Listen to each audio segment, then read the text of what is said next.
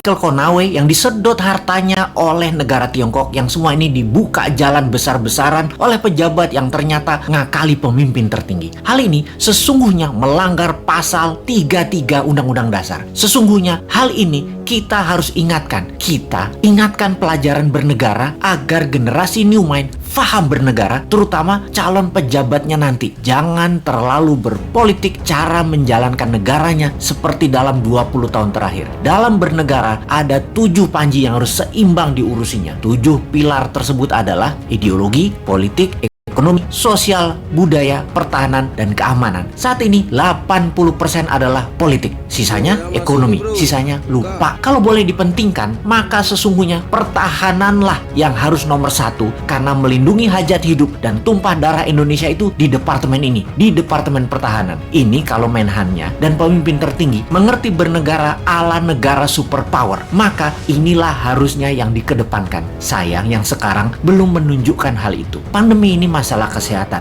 iya benar, tapi kalau melumpuhkan ekonomi dan membuat negara lain menyerang kita dengan berita-berita mengerikan tentang COVID di Indonesia, dan pemerintah saat ini tidak mengcounternya, ini menunjukkan lemahnya hubungan internasional dan pertahanan luar negeri Indonesia. Tidak ada counter propaganda di luar negerinya. Berita Indonesia demikian parahnya di luar negeri, seakan pandemi di Indonesia itu paling parah, lebih parah dari India yang memapar hampir 30% manusia di India. Sementara di Indonesia itu hanya 10%-nya India, tapi citranya di luar negeri lebih parah. Itu saja contoh bagaimana bernegara Indonesia itu jago kandang, dan ini berbahaya. Itu nanti oleh New Mind tidak boleh terjadi lagi. Represif menekan itu jangan ke rakyat, tapi negara lain yang merugikan kita itu yang ditekan. Kembali ke negara berdaulat dan pejabatnya faham bernegara, maka setiap langkah harus menguntungkan masyarakat adalah wajib, serta melindungi tumpah darah Indonesia itu adalah wajib. Lalu kita semua tahu apa yang namanya nation interest. Setiap negara punya tujuan bernegaranya. Demikian juga negara besar seperti Tiongkok. Negara ini mau menantang Amerika sebagai New World Order, sebagai sheriffnya dunia. Di kampanyenya mereka selalu manis, tidak mau perang tapi maunya.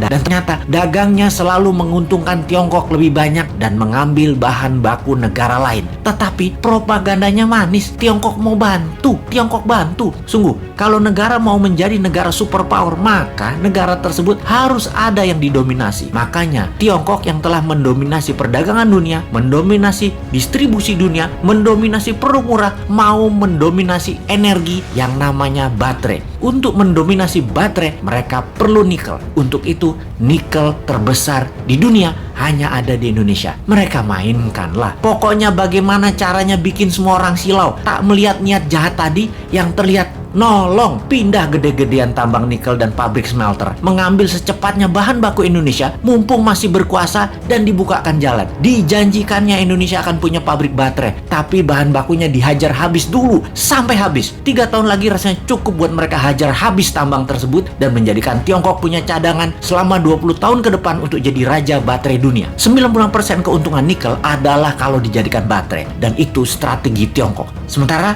kita dapat taiknya Tiongkok. Sudah sejak 4 tahun lalu kita berjuang mengingatkan bahayanya tambang nikel di Sulawesi karena tidak menghasilkan keuntungan apapun buat Indonesia, atau kurang menghasilkan keuntungan buat Indonesia. Buktinya kita masih ngutang bernegaranya. Sementara kalau nikel jadi baterai tanpa asing, maka hutang plus tidak ngutang lagi adalah sebuah kepastian. Oh lupa, doktrin di kepala para pejabat Indonesia saat ini kan Indonesia tidak mampu berdiri sendiri tanpa asing. Wahai pejabat, realistiklah. Kalau nikel tambangnya membuat kita kaya, saat ini kita nggak ngutang lagi sekarang. Tetapi mengapa masih ngutang? Mengapa masih naikin pajak? Pejabat tertinggi, sadarlah. Pejabat-pejabat tadi berlindung di balik kebaikan Anda. Namun sesungguhnya kebijakan mereka membahayakan Indonesia, anak cucu Anda, dan anak cucu kita.